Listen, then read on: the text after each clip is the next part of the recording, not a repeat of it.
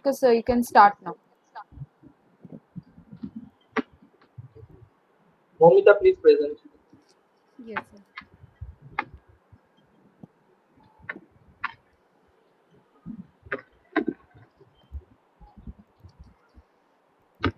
Okay. Good morning, all and one. We are lucky to have with us Dr. Sharat Chandra Tripathi. He is a scientist and scientist in charge of Ocean Science Group at National Center for Polar and Ocean Research (NCPOR) of Ministry of Earth Sciences at Goa.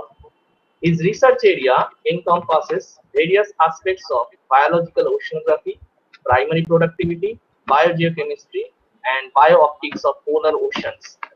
He has obtained his BSc from Environmental Sciences from Nagoya University, Japan in 2011 and PhD in Marine Sciences from Behrampur University, work carried out at National Institute of Oceanography, India in 2005. He did his master in marine biology from Behrampur University in 1998. He has many awards and achievements to his credit. Few of them are: he is a national representative of CLIVER, CLIC, SCAR, Southern Ocean Regional Panel, SORP, and SCAR SSG Life Sciences. He is working group leadership of Southern Ocean Indian sector. He has participated 4 Indian Southern Ocean expeditions, 2 as the chief scientist, and 4 Indian Arctic expedition, 3 as a team leader. He was a recipient of INSA Fellowship for participating in 12th SCAR Biology Symposium at Belgium during 2017. He also received Nagoya University Fellowship for participating in PICES conference in USA during 2009. His poster was selected as Outstanding Poster in FORSEC held at Zhangzhou, China during 2008. He received Japanese government Hombo Kagasho Fellowship for Higher Studies in Japan during 2005 to 11 and CSIR Senior Research Fellowship in 2003. He has published more than 52 research publications in peer-reviewed oceanographic journals and reviewer for many national and international journals as well as projects. With this introduction, I am requesting Dr. Sharat Chandra Tripathi to deliver his talk titled Southern Ocean, Carbon and Climate. Over to you, Dr. Tripathi. Thank you. Thank you very much for the nice introduction. At the outset, I would like to thank our director, Dr. M. Ravichandran, for his support and encouragement. And I would like to thank Aquafile Marine Ecology Laboratory of President's University for conducting this webinar. And I thank the organizer, Dr. Sumit Mandal, for inviting me for this talk. Give me a moment to upload my slides.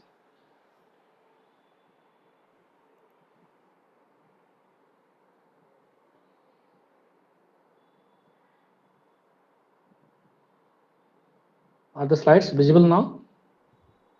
Yes, it is okay. Please make it full screen.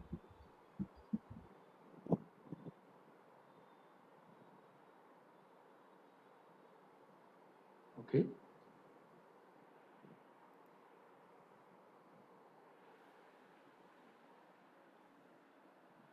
I think there is some problem. Just a minute. I will start it again.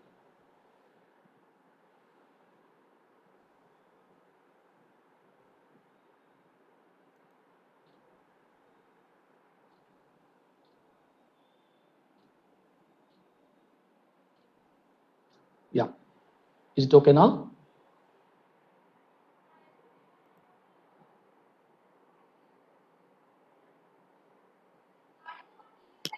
Is the slide visible now?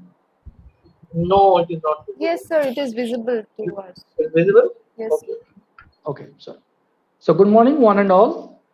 I am Sharat Tripathi from National Center for Polar and Ocean Research. I am a biological oceanographer and working in this institute for last 9 years.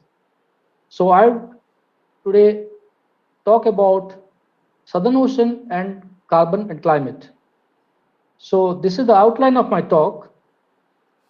And before I start, I would like to say that this talk is basically targeted at the students who are in the university level, and for the general audiences who do not have much knowledge about oceanography. However, I expect that the scientific content present here will be appreciated by the scientific community.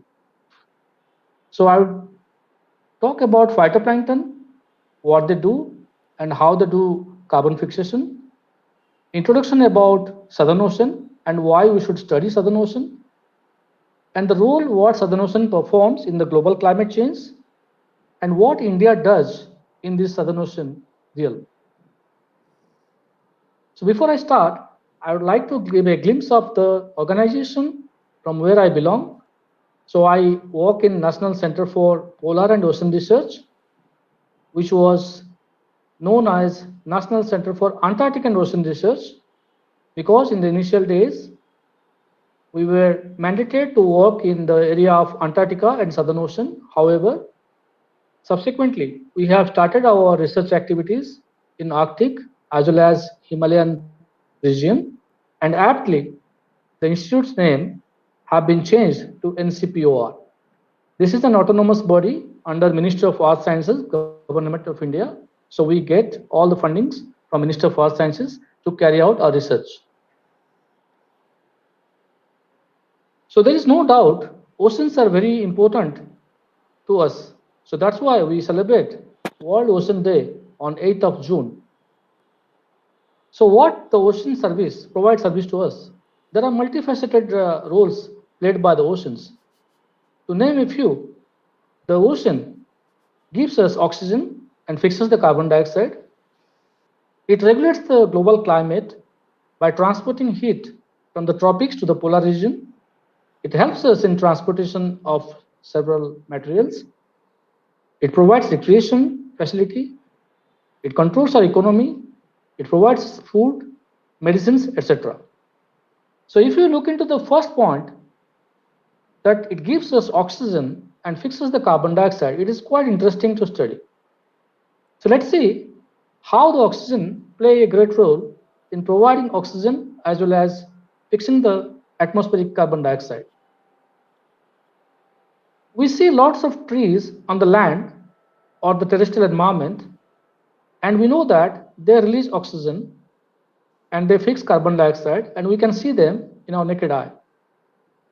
Conversely, there are so many tiny plants present in the oceans, and they are called phytoplankton. Because of their small or microscopic size, they are not visible as such to the naked eye. However, their existence cannot be negated. So what do the plant do? And before that, we should see how they do look like. You can see there are three groups of plant pictures are given here: diatoms, dinoflagellates, coccolithophores, and there are many more types, but I've just given, for example, you can see they have a very clear body structure, very sophisticated, and they're also meant for different functions to perform in the oceanic environment. And they are powerful. So the moment we think when they are very small, how they can be powerful? Well, it's not about the size, it's about the function. So how the phytoplankton show their power? We studied in our school days, like phytoplankton or the trees perform photosynthesis. So what is photosynthesis? I'll take back to a little back.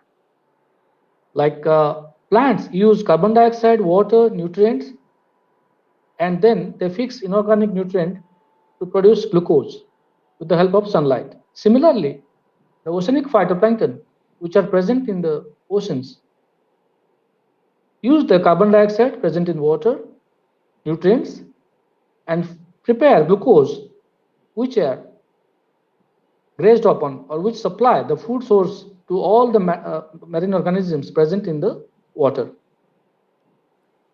So the statistics says that the trees provide nearly 50% of the oxygen present in the atmosphere, and the phytoplankton provides nearly 50% of the oxygen present in the atmosphere. So even though they are not visible, we can feel that the phytoplankton does a great role. To summarize, we can say that every alternative breath we are taking is coming from the oceans. And if these phytoplankton do not perform their duty or role, will be in grave danger. So having said that, the phytoplankton produce glucose, which are very much essential for the higher organisms which are heavily dependent on this phytoplankton. So that means the phytoplankton forms the base of the marine food chain or food web because it provides food to all the higher animals which are relying on it. So any environmental factors which can affect or influence this phytoplankton will have a cascading effect on the higher animals living in the oceanic realm. So this is the energy pyramid we might have studied in our schooling days. This looks simple, but this is have a significant role, or this gives a significant message that how the oceanic environment is being controlled by these tiny plants. So besides the energy transfer from lower to the higher level, the phytoplankton does a very significant role in the oceans by fixing the carbon dioxide. So what happens when the carbon dioxide present in the atmosphere is get fixed by the phytoplankton? Upon their death and decay, they sink to the ocean bottom, and nearly 1 to 2% of the organic carbon which they carry with themselves sink to the ocean bottom or deep ocean. So once this 1 to 2% of the carbon goes to the deep ocean, it takes thousands of years to surface again. So that means if the phytoplankton fix the atmospheric carbon and take it to the deep ocean, it can regulate the atmospheric temperature, and the sequestered carbon, that means the transferred carbon, will take long years to come up again, and thereby it can maintain, or in fact it is maintaining the earth's temperature. So if phytoplankton stop or stop their activity of carbon fixation, the earth's temperature will rise like anything. So in this slide, I would just like to show the global temperature distribution. You can see that the higher temperature we can see in tropics as usual. And when you move towards the poles, either to North Pole or South Pole, you can see that there is a clear decrease in temperature. So what happens? The first thing is, of course, there is very less solar radiation reaching to the poles. The next thing is the phytoplankton, which are present in this cold water, are fixing a lot of carbon dioxide from the atmosphere and maintaining this area cooler compared to the tropics. So that's why the invisible forest of oceans are playing a great role in our life. So far I have given a general notion about the oceans. However, now I'll discuss about Southern Ocean. So Southern Ocean is one of the 5 oceans we have, and it is the youngest one. It was created around 30 million years ago and covers only 6% of the Earth's climate. So now we may think, why we have to study ocean which covers only 6% of the Earth, and why it is significant? That will come in the next slides. Before that, I would like to say, where is Southern Ocean? Now you can see that Antarctica map, and it is surrounded by a sub-ocean which is called Southern Ocean. So even though there is no particular boundary that from where Southern Ocean starts, however, most of the researchers consider that the water mass south of 40 degrees south is called as Southern Ocean. So it is an inseparable part of Antarctic ecosystem. So that means whenever we discuss about Antarctica or Antarctic ecosystem, we discuss about Southern Ocean and vice versa. There is no doubt Southern Ocean is the coldest, the roughest, and the remote ocean in the world. So having said that, the Southern Ocean is the youngest one. Let us see how the oceans are formed. I'll take back you to the geological time scale, that long back, around 250 million years ago, all the continents were united and it was called as Pangaea. And there was only one ocean encircling all this continent, and that ocean was called as Panthalassa. These two words are derived from Greek and they meant supercontinent and superocean. So 250 million years back, there was no division of oceans or continents. However, you can see with due course of time, the continental drift has happened, and which made the continents separated and the oceans were formed. This theory was initially put forward by a scientist called Abraham Ortelius in 1596. However, in 1912, Alfred Wegener has developed this theory and proved it thoroughly that continental drift is happening, and that makes the landmass move very slowly. So now you can see all the oceans are formed, which we see in present today. So this is the faster version of what I have shown earlier. So around 200 million years ago, the plate tectonics has started, and gradually all the land masses and oceans were formed. So now the question comes whether these oceans are connected or they are separated like the continents. So when we want to move from one country to another country or one continent to another continent, it is physically separated, and also there are a lot of formalities. Unlike that, the oceans are connected. So what connects them? So in this slide, you can see there are red lines and blue lines all over the oceans. And these lines are called as Great Ocean Conveyor Belt. We might have seen conveyor belt in factories. In the airport also, we have a luggage belt. It keeps on moving. So similarly, in oceans, there are huge belts. And these are nothing but the oceanic circulations, currents. These are also called global thermohaline circulation. Thermohaline means temperature and saline. So due to the difference in temperature and saline gradient, the water mass moves from one place to another place, and that generates the currents, which in turn transfers heat as well as water mass from south to north and vice versa. So because of this conveyor belt, all the oceans are connected and the global climate is controlled. So this is one nice animation I would like to show. You can see that there are red lines and blue lines, and the red lines are warm and lighter currents which are flowing in the surface water. The blue lines are deep and cool water currents which are in the deep ocean. So now the question comes, since the Southern Ocean is connected, can we access this ocean throughout the year? As I said before, the Southern Ocean is a very cold area because it is near to the Antarctica. And you can see in this picture, the left side panel is showing that September and right panel is showing February.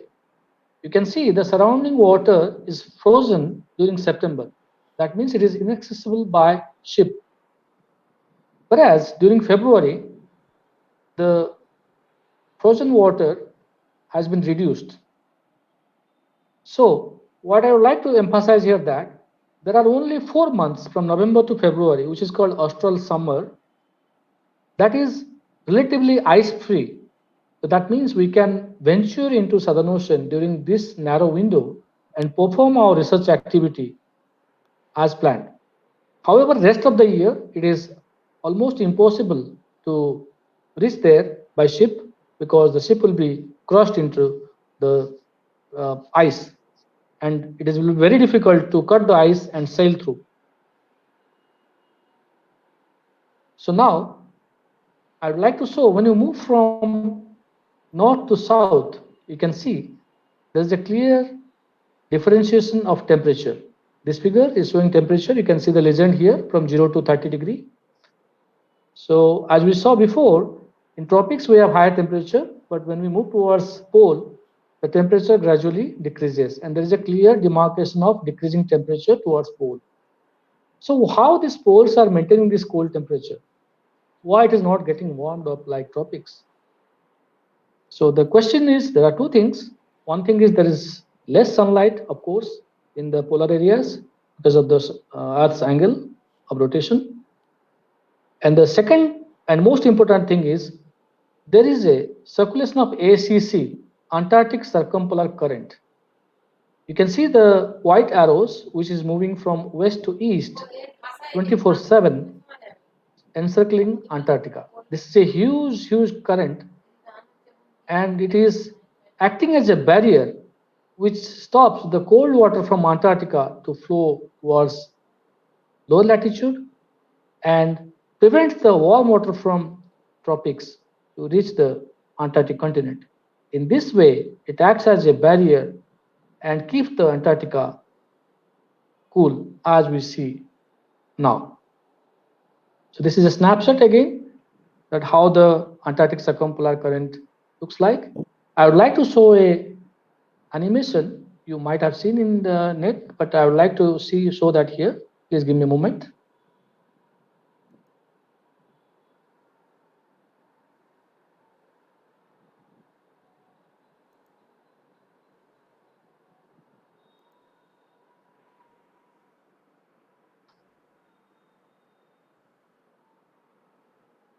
Hope the slides are visible now. If the slide is visible now? Yes, sir. Yeah. Yes. Okay. You can see that the thermohaline circulation, how it is, it can be observed. It is a graphic image to show how the water currents are moving from one place to another. This is in Greenland. So if you go towards south, you can see the Antarctic Circumpolar Current, or the ACC, is circulating around Antarctica. It is a huge current system. You can imagine it transport 150 times of water which all the global rivers combined transports every day. That means if you combine all the global river in the world, it transports 150 times more water than them. So you can imagine how much water is being transported every second. And this current is playing a major role, and because of this, the Southern Ocean becomes very special. And this ACC connects Atlantic Ocean, Pacific Ocean, and Indian Ocean. That means Southern Ocean is acting like a mixture which keep on churning the water masses from different oceans. Just a minute, I'll go back to the previous presentation.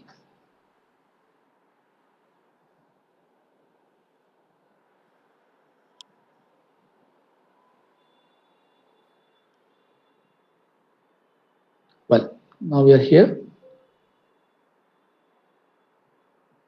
So now I would like to emphasize on the frontal systems. So what are the frontal systems? As I mentioned earlier, because of the movement of ACC, the cooler water mass is restricted. Make it full screen. Okay. Yeah. So the ACC restricts the water mass from polar to the tropics and tropics to the pole. So it acts like a refrigerator door. And in this process, still there is a movement of water mass. And because of that, different frontal regions are formed. You can see here we can STF, SAF, PF. These are nothing but subtropical fronts, subantarctic front, polar front, south Antarctic circumpolar front, and southern boundary. So these frontal regions are meeting place of different water mass, and they are known as very productive area, which provides the favorable conditions for the planktons to grow, and that's why we can see more phytoplankton biomass in those areas. So one other interesting factor about Southern Ocean is the wind belt. We know that Southern Ocean is very rough. And what makes it rough? As you move from equator towards pole, you will come across furious wind belts known as roaring 40s, furious 50s, and screaming 60s. And why they are called so or named so? Because of their magnitude. You can literally feel when you cross 40 degrees south, the wind belt is so strong, the water mass is very unstable, and when you cross 50 degrees south, you can feel that the wind belt is very strong. So because of this strong wind, the water mass is most of the time unstable and it is churned or mixed. And as a result, nutrients from the lower water or the deeper water is upwelled. Upwelled means it comes up to the surface. And that triggers the phytoplankton growth. So now we know that this churning of water mass or the wind pattern or the wind force is helping us or helping the phytoplankton to get nutrient from below the ocean. And because of this wind pattern, the Southern Ocean can be very rough at times. The sea state up to 8, 9 can be seen. However, the serene and unmatched beauty of Southern Ocean is worth witnessing. You'll see lots of beautiful sceneries when you sail through Southern Ocean, and it is worth witnessing. I would again like to show one more clip. Please give me a moment.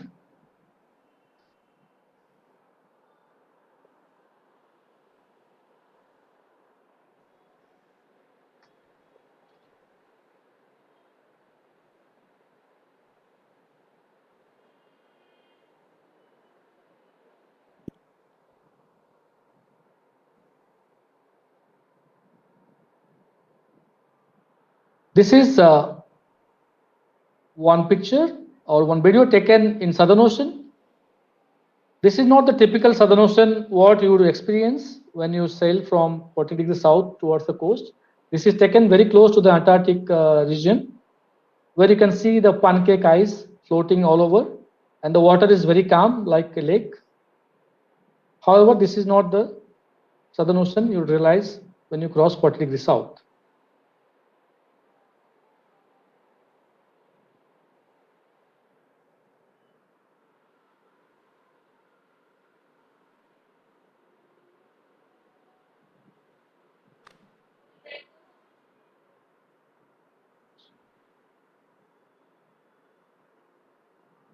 Sorry. Yeah. Okay. So now we know a lot about Southern Ocean, but why we should study it? The biggest thing about Southern Ocean is it connects all the ocean basins. That means it is a link between all the oceans. The second one is it is a site for key water mass formation. Every year we know that the sea ice is formed. In that process, water is being frozen. Lots of brine, that means high saline water, is ejected into the water system, and that forms heavier water mass known as Antarctic bottom water, and that travels throughout the globe and maintains the global thermohaline circulation. Another fact is significant drawdown of carbon dioxide. So Southern Ocean being very cold, it can draw down a significant amount of atmospheric carbon dioxide. The statistics say that around 40% of the anthropogenic carbon dioxide is being sequestered by the Southern Ocean. Even though it covers only 6% of the world's ocean, it can significantly contribute towards carbon sequestration. The another fact is it is called as a HNLC region of the world ocean. What is HNLC? High nutrient, low chlorophyll region.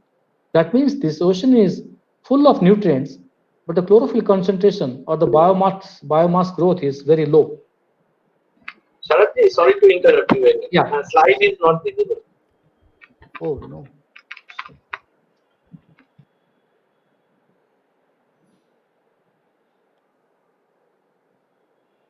How about now?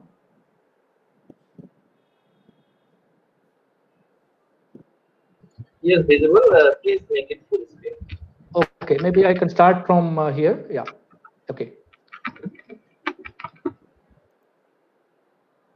Just a minute. It's okay now? Okay, I'll go back a little bit. Yes. So we know about Southern Ocean now. And first thing is it connects all ocean basins. And so it's acting like a link between all the oceans. And it is a site for the key water mass formation that we know that every year ice is being formed because of freezing of ocean surface water. And during that process, lots of brine or the high saline water is rejected. That means when the ice is formed, lot of salt is being rejected into the water, and those high salty water forms Atlantic bottom water. And since of their heaviness, they circulate in the deep ocean and be a part of the global thermohaline circulation. And next point is it is a significant drawdown of carbon dioxide. Even though Southern Ocean covers only 6% of the global ocean, it can sequester up to 40% of the anthropogenic carbon dioxide we are emitting. So that shows how important it is. It is also known as a HNLC region, that means high nitrate or high nutrient, low chlorophyll region. That means Southern Ocean has lots of nutrients. Proportionately, the phytoplankton biomass is not so high. So what makes it and what hinders it, we'll discuss in the subsequent slides. And one more important factor is because of its high nutrient content, Southern Ocean supplies 3/4 of the primary production or the photosynthesis what is happening in the 30 degrees south is fueled by the nutrients coming from Southern Ocean. So there is a nice paper published in 2007 that explains the importance of Southern Ocean and why we should study this. So let us see further. This graph shows the global surface temperature rise because of carbon dioxide emission. We all know that global temperature is rising day by day, and we are hardly able to control it. And for that, of course, we have to have global effort which can curb the CO2 emission. However, which might take decades to happen. So before we do something, we have a natural service provider, the oceans, which are acting as a sink by taking the atmospheric carbon dioxide. It is found that if the business as usual continues, in the next 30 years, there will be an increase in 2 to 3 degree temperature, which can be having very consequential effect on our life. It might look like that 1 to 2 degrees is insignificant. However, it is not. With those increase in 2 degree, we'll have a severe climatic changes and we may face so many natural calamities which is increasing day by day. We are somewhere in 2020 now. You can see this graph is linearly increasing. By 2060 or 2050, there will be a significant increase in temperature. So now the question is, before we start doing something in policy level, or we change our lifestyle, or we find a renewable energy or green energy which can be beneficial for our mankind, is the nature helping us, or is the nature is controlling per se? And the question is yes. As we know, the oceans are sink. That means all the oceans are acting as a storehouse of atmospheric carbon dioxide. And in that, out of those oceans, is Southern Ocean is also a carbon sink? Yes. In fact, it's the biggest carbon sink among all of the world ocean. None of the ocean sequester more carbon than Southern Ocean. So that makes it very special. So why Southern Ocean is the biggest sink?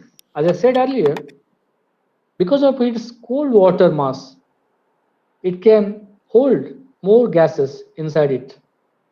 As we studied in chemistry, the solubility of a gas increases if the water is cold, and with rising temperature, the solubility decreases. So since the water is cool, it can sequester more and more gases present in the atmosphere. So having said that, does it mean that Southern Ocean is more productive? Lots of carbon fixation is happening there? The answer is no. You can see the global primary production map. Primary production is nothing but the photosynthesis rate. When we apply some time factor into photosynthesis, is that becomes called as known as primary production or phytoplankton production. This is given in a year. You can see that in Southern Ocean area, even though there are some green patches which is showing slightly higher productivity level, it is comparatively less productive than the tropical oceans.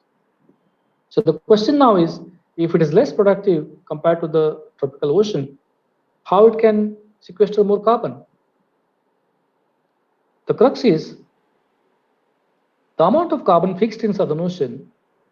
If it is transferred to the deep ocean, it takes long time to come over again. The carbon sequestration efficiency in Southern Ocean is much more. Even though there is less productivity, the carbon sequestration efficiency, because of its cold water mass, is much more than the tropical ocean.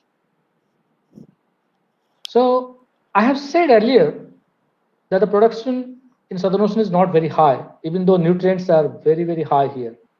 So if you consider the nutrient concentrations compared to the tropics, the amount of nutrient present in Southern Ocean should give rise to 15 to 20%, 20 times more more chlorophyll or more phytoplankton biomass than what we are seeing right now. However, it is not happening. So what limits it? Lots of research has happened on this, why high nutrient is not leading to high primary production in Southern Ocean. And scientists have found 30 years back that iron or the micronutrients like cobalt, copper, and the most important is iron, is limiting the phytoplankton production. We know that iron is required for synthesis of chlorophyll, which is the for light absorption by phytoplankton, and iron is also required for nitrogen metabolism of phytoplankton cell. That means for uptaking nitrate, the phytoplankton requires iron as a catalyst. So since iron is lacking in this Southern Ocean, the phytoplankton cannot grow. In the left panel, you can see in the top panel, without Fe or iron, the phytoplankton growth is very low, and the fixation rate also low, and the sequestration rate is also low. So the thickness of the line indicates the magnitude. Consequently, if you see, when you add iron into the ocean, the carbon fixation rate increases because of the increase in phytoplankton, and also the sequestration rate also increases. So how this is proved? So many experiments were done in Southern Ocean to fertilize it by applying lots of iron, and that proved that when we apply or we supply iron into the ocean, the phytoplankton bloom takes place. So phytoplankton grow like anything, and they sequester lots of carbon dioxide, and when they die, they take those carbons along with them to the deep ocean. However, even though 9 experiments were carried out in Southern Ocean, we could not make it a practical approach to increase the CO2 fixation by Southern Ocean, because the main purpose was, can we do something artificially to reduce the global carbon dioxide? So even though we have got promising results, but practically doing iron experiment throughout the globe is not feasible. And also it has some side effects that we are not going to discuss here. However, one thing was clear: even though we do not supply iron, there are still some iron present in Southern Ocean, which comes from the atmospheric dust from the surrounding desert in Patagonia, also from the small islands which are present in Southern Ocean, and also from the resuspension of the bottom sediments in the shallow region. So these are the natural iron sources which can trigger phytoplankton bloom during the month of December, January, February. You can see the below bottom panel graph, bar graph, which shows that Around 45 to 50% of the global phytoplankton bloom occurs in Southern Ocean during the austral summer, when the light is optimum for phytoplankton growth. So even though the Southern Ocean is known as a HNLC, that means high nitrate or high nutrient low chlorophyll region, it can significantly contribute towards the phytoplankton bloom of the global ocean. So this is one picture showing that the productive area in Southern Ocean, and the pink dots are the locations where iron experiments were done in this remote ocean. And we can see in the southern tip of South America, there is a very productive area. The blue color or the red and green shows the chlorophyll or the phytoplankton biomass concentrations. And these are nothing but supplied by natural iron. So even though we do not supply iron to the Southern Ocean, it is still capable of generating naturally. One more study also reconfirms the fact that there are huge blooms reported in Southern Ocean which play a great role in sequestering carbon dioxide. If you see this picture, which shows in situ chlorophyll concentration, and climatology means a long-term chlorophyll concentration in a particular area, you can see that in climatology, we don't see a high concentrations of chlorophyll. However, in the in situ graph, you can see there is a huge patch in the middle panel. This chlorophyll patch is expanding from 400 to 500 kilometers. You can see how big it is. And the red dot is our measurement location. So what we observed, this iron is coming from the nutrient-laden fresh water, which is coming from the melting of sea ice. So how it has happened? During particular time of the year, because of the global phenomena like La Nina or El Nino, the ice formation in the Southern Ocean can be expanded, can be contracted. If the ice expansion is more, and the melting will be more, and the meltwater can reach far from the coast. And those meltwater contains iron, and that can trigger growth of phytoplankton, resulting in blooms. And these blooms are persistent from 1 to 2 months, and they significantly draw down lots of carbon dioxide into the deep ocean. So that signifies why Southern Ocean is very important for sequestration of carbon dioxide and controlling global temperature. So now the question is whether Southern Ocean is always a sink or it can be a source. The question is, it can be a sink or a source. In pre-industrial area, the Southern Ocean was always considered as a source because the atmospheric carbon dioxide was very less. When the industrialization started, the atmospheric carbon dioxide increased. That means more and more carbon dioxide enter into the water because of partial pressure of carbon dioxide. And in that process, the ocean become a sink. Recent research has shown that not all the part of Southern Ocean can be considered as a sink. Some part of it also act as a source by ventilating the carbon dioxide it contains. To your information, I would like to mention that ocean contains 50 times more carbon dioxide what we find in the atmosphere. So we can imagine if there is a major outgassing happens, if the gas contained in the ocean comes out, what will happen to the global temperature? So what are the location of this ventilation? So we found that around 45 degrees south or sub-Antarctic front, there is a ventilation of carbon dioxide. And this is happening because of the warming of water mass. So because of high temperature, as it is triggered by the water coming from the tropics, the water is getting heated up, and that's why the DIC present in the water is getting vented out. So now the question comes whether the Southern Ocean is declining, the productivity is declining or increasing. As we know, the ocean is warming, the atmosphere is warming, and which is called global warming. And because of global warming, we know that the water will be heated up in future. In the left panel, you can see it's a present scenario, and the right panel shows the future scenario when the temperature or the SST increases much much more than now. When the acidity increases, the water will be stratified. That means the water will be heated up and becomes lighter, and it forms a layer in the top ocean. The layer will be so thick, it will be very difficult by the nutrient which is lying below to penetrate into the ocean. And also the flux of carbon, which is being fixed in the euphotic layer, that means the layer where light is present, the carbon flux will go down, the carbon flux will decrease. You can see the arrow, green arrow, and the orange arrow, the thickness of the arrow is decreasing. That shows that with increasing temperature, the magnitude of carbon flux as well as nutrient flux will decrease in future. So now one more result also shows that the ocean is warming because it is producing more and more fresh water as a result of the melting of ice. So what we can observe here is the ocean water is getting less saline, that means fresher. 1970 to 1990, these 20 years, the rate of freshening was 0.003.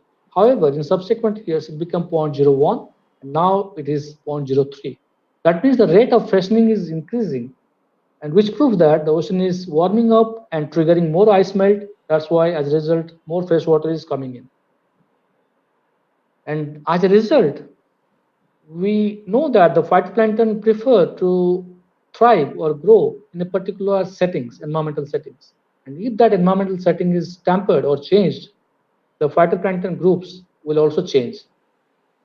You can see when we travel from subtropical front, that means north to south, the type of plankton in the water column is different.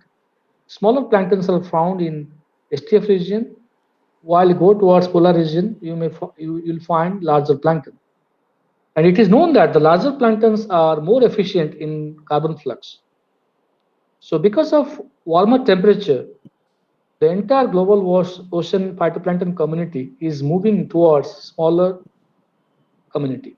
And smaller community may result in less carbon flux in future. That is the apprehension. However, coming back to the question, whether Southern Ocean productivity is decreasing, the answer is, as of now, no, because the result is showing the productivity is in fact increasing as of now.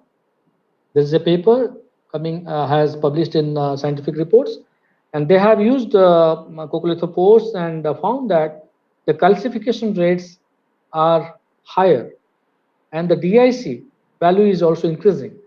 And that means the productivity is as such not decreasing due to global temperature rising in Southern Ocean. One more interesting study by Del Castillo et al.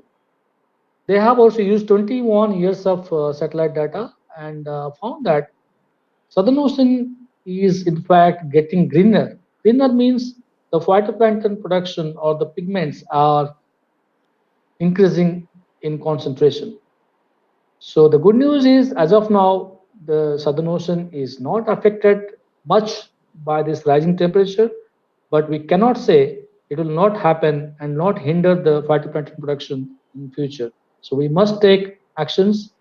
We must change our lifestyle. We must find green energy which can reduce the emission of CO2, which is the main culprit for the global warming. And research also show that Southern Ocean, even though is a low productive region, but it has a very significant role in contributing towards new production and regenerated production. That means new production is supplied by nitrates coming from the euphotic zone, and RP, regenerated production, is controlled by the ammonia, which is recycled in the euphotic zone. Well, what does it mean? That means when we divide the production in Southern Ocean, we would find that Southern Ocean is contributing equally for both the production. That means both the mechanisms are stronger in this area. And one interesting fact is when we move towards the cooler water, the nitrate uptake or the nutrient uptake capacity is increasing. So that's the key, which makes the Southern Ocean still very effective as a sink of atmospheric carbon dioxide. So what India does in this realm, I just like to show our activities in this region. So since 2004, the Ministry of Earth Sciences has identified NCPOR as the nodal agency to plan, promote, and implement all the scientific activities in this oceanic realm. And so far, we have completed 11 expeditions in this region. We usually start our expedition from Mauritius. We fly to Mauritius and board the vessel there so that we can spend more time in Southern Ocean by collecting water samples and observations. You can see we have ventured into the Indian sector of Southern Ocean all the time, which is just below India. If you go straight from India to Antarctica, that sector is called Indian sector of Southern Ocean. However, we maintain a particular track every year. We can see that, as I showed in the previous slide, that there are so many tracks, and we collect samples based on our plan, research plan. We do maintain a particular line every year, that is 57.5 degree east, to have a time series measurements. And this was decided by the GOSHIP, the Global Ocean Ship-Based Hydrographic Investigation Program, since India is a member of that. And this body is deciding that which country will continuously measure in which area. So to have a time series measurements of this line, we keep it fixed every year. So do we do all the work by ourselves? And the answer is no. We do not have those capacity to collect all the research we plan. And we, of course, invite research proposals from all over India, also from abroad. And we have more than 20 institutions joining with NCPOR to carry out several research activities. And basically, the aim is to delineate the role and response of Southern Ocean to regional and global climate variability. So we do measurements which explains hydrodynamics, biogeochemistry, atmospheric science, microbiology, paleoclimatology, etc. And gradually we are also adding up so many new components, and people are also increasing. So how do we go there? We of course use our indigenous or our Indian vessel Sagar Kanya in 2004. The pilot expedition happened on this vessel. Subsequently, we also hired vessels from Russia and South Africa. And you can see these are the vessels used for Southern Ocean expeditions. Recently, we are using this South African vessel. And what we do there, we carry out almost all measurements, which explains biogeochemistry, hydrodynamics, atmospheric science. And these are the snapshots of activities. We do it on board.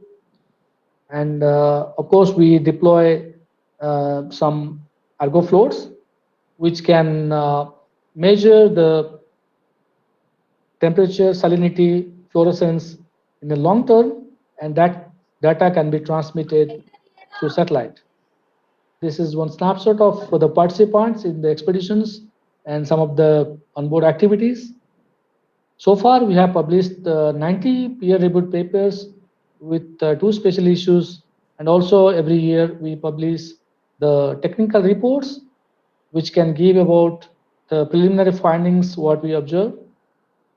And of course, we have some future plans. So far, we have successfully completed 11 expeditions. We have lots of in situ data. However, a lot more to be collected.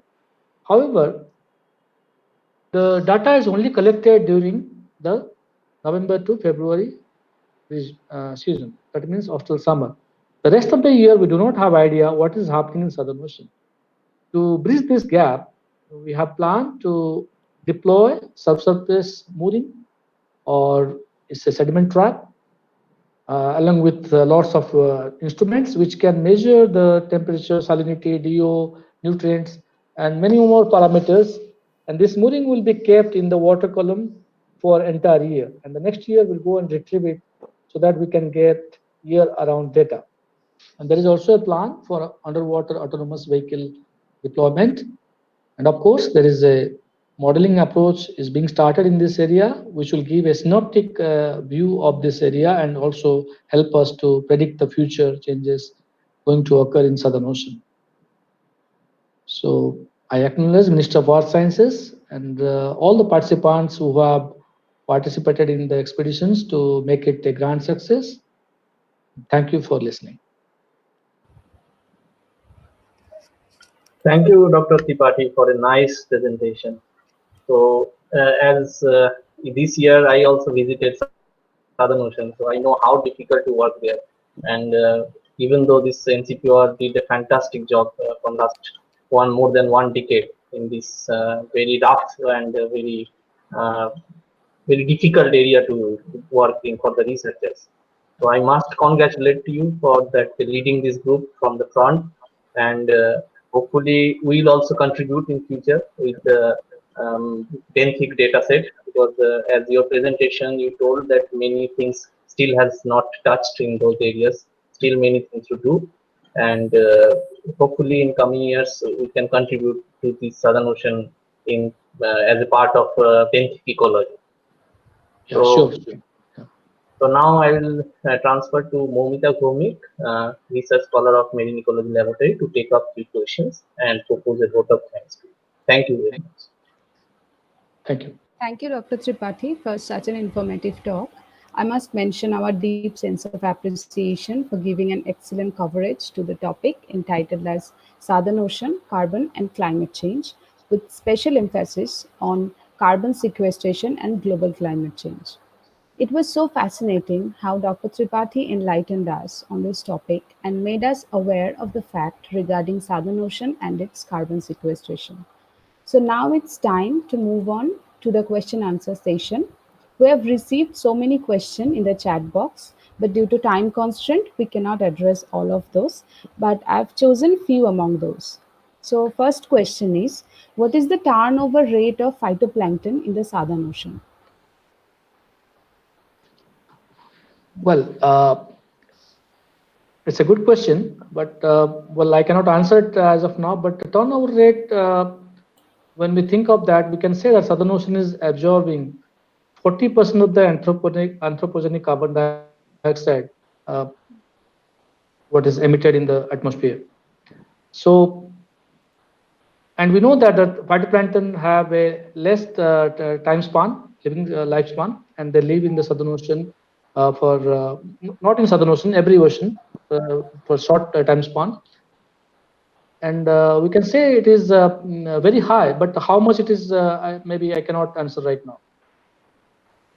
Okay, sir. Next question is, the surface water temperature is increasing in Southern Ocean, but what about the bottom water temperature? Yeah, of course, the bottom water is also increasing. When the water gets heated up, the latent heat also like it seeps into the deeper ocean, and that's why the ice which is present in the Antarctic, the basal, the base, it is getting is melting. So surface ocean is warming. The same temperature is also percolated to the deep ocean. Okay. Next question is, how the phytoplankton survive the fully freezed condition, or how do they adapt? Yeah, it's a good question. Well, as we know that some of the phytoplanktons can definitely create spores, like diatoms can make spores, dinoflagellates can form cysts, and basically the phytoplankton in Southern Ocean are adapted to the dark climate and cold conditions by changing their physiological status. That means they consume very less energy during this dark period. Either they form spores or cysts, and they are deposited in the sediments, and they wait for the right conditions to arrive so that they can proliferate. And the next thing is they also attach to the formation of ice, the base of the ice, so that they can also proliferate when the light arrives or the favorable conditions arrive. Okay. Next question is, how continental drift affecting the phytoplankton diversity in Southern Ocean? Well, continental drift is a very old phenomena, and of course, as we know that Antarctica and India was connected once upon a time, we can find similar land masses or the rock formation in India as well as in Antarctica. But once the oceans are formed, It has been millions of years ago. So continental drift as such is not affecting phytoplankton uh, diversity right now. As we know, the oceans are connected, and it is a very old story. Um, but the present circumstances, like the nutrient supply, the solar radiation, the temperature, that means the present environmental conditions are much more effective than the geological, the incidences which have occurred in the geological time scale. Okay. The next question is how El Nino or La Nina affect ice formation and somehow regulate the carbon sequestration. Okay, so when this global phenomena occurs, actually the wind belt, the wind pattern shifts. So if the wind pattern shifts, as I mentioned in that my slides, that Furious 50s, Roaring 40s are there. So this wind pattern moves towards Antarctica or away from Antarctica. That means it is covering more part of Southern Ocean or less part of Southern Ocean. So because of that, the frontal positions also changes, and that that controls the formation of ice, because if more heat is transferred from tropics to the this one, the what we call the Antarctica, there will be more melting, and more melting means the surface ice formation will be more. So there is a clear relation between negative SAM anomaly and more ice spread in this region. So it basically happens because of the wind pattern changes, and which brings lots of energy and water mass shifting towards or away from Antarctica. Okay. So now we will end the question answer session. But we have collected all their queries and ensure we'll send them to speaker via email. We also assure that speaker will try their level best to attend all their queries, and accordingly we will post the queries and answers at our MEL website. Furthermore, each of these sessions will be available on our YouTube channel for further viewing. On behalf of Marine Ecology Laboratory and Aquafield, I would like to express my gratitude to our eminent speaker, Dr. Tripathi, for giving his valuable time and sharing his thoughts. We are so honored, sir. Finally, I extend my big thanks to all the members of Marine Ecology Laboratory for their continuous effort and hard work to make the session successful. Thanks to all the registered participants and all the audiences for their cooperation and support. Thank you. Thank you very much. I would love to answer the questions. Please do send me by email. I may not reply immediately, but definitely I would like to, and I'd love to send the replies, and it will be my pleasure. Thank you so much. Thank you, Dr. Deepak.